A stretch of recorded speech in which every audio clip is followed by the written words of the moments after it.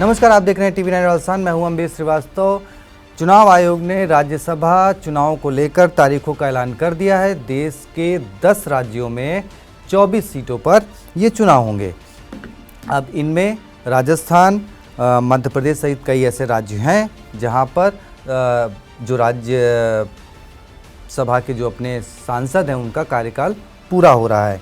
तो देखिए, सबसे पहले आपको मैं वो तारीखें बता देता हूँ कि चुनाव की पूरी प्रक्रिया क्या होगी, और उसके बाद जो है राजस्थान से वो कौन 3 सीटें हैं या वो कौन से 3 सांसद हैं जिनके कार्यकाल पूरा हो रहा है और जहां पर चुनाव होना है। तो सबसे पहले आप जान लीजिए कि चुनाव कब होंगे और चुनाव के लिए नामांकन कब भरे जाएंगे। तो आपको बता दें, नामांकन जो है वो 8 जून आखिरी तारीख है नामांकन भरने की, और नाम वापसी की तारीख जो है वो 11 जून है। इसके अलावा जो मतदान होगा वो 18 जून को होगा, और उसी दिन 18 जून को ही शाम को नतीजे भी आ जाएंगे।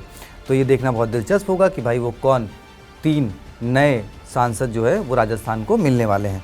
अभी कौन सांसद हैं जो जाने वाले हैं, उसमें एक नीरज डांगी जो कि कांग्रेस के राज्यसभा उम्मीदवार हैं, उसके अलावा बीजेपी से राजेंद्र गहलोत, और जो मोदी सरकार में मंत्री हैं रवनीत सिंह बिट्टू जो कि आपके पंजाब से आते हैं, लेकिन उन्हें क्योंकि मंत्री बनाया गया था उसके बाद राजस्थान में जब सीट खाली हुई थी तो फिर उन्हें राज्यसभा सांसद राजस्थान से भेजा गया था। कार्यकाल उनका भी पूरा हो रहा है, मतलब 20 से भले लड़े थे, लेकिन अब जो 6 साल का क्राइटेरिया है उसके हिसाब से उनका कार्यकाल पूरा हो रहा है।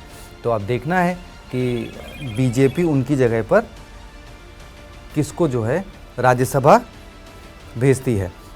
अब बड़ा सवाल ये है कि कांग्रेस में ये क्या कुछ होता है, और दूसरी बात कि जो चुनाव होंगे, वैसे आपको बता दें बड़ा दिलचस्प वाकया हुआ था 2022 में जब प्रदेश में राज्यसभा के चुनाव हुए थे। तब प्रदेश में कांग्रेस की सरकार थी और बीजेपी ने 3 उम्मीदवार खड़े किए थे, और कांग्रेस ने अपने उम्मीदवार खड़े किए थे, और बीजेपी ने एक निर्दलीय उम्मीदवार जो कि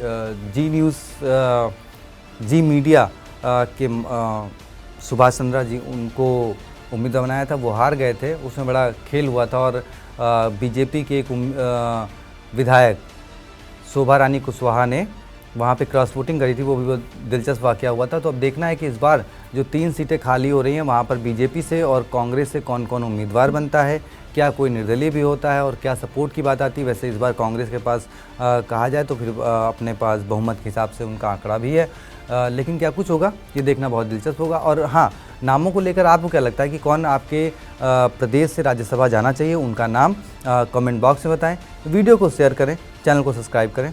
शुक्रिया।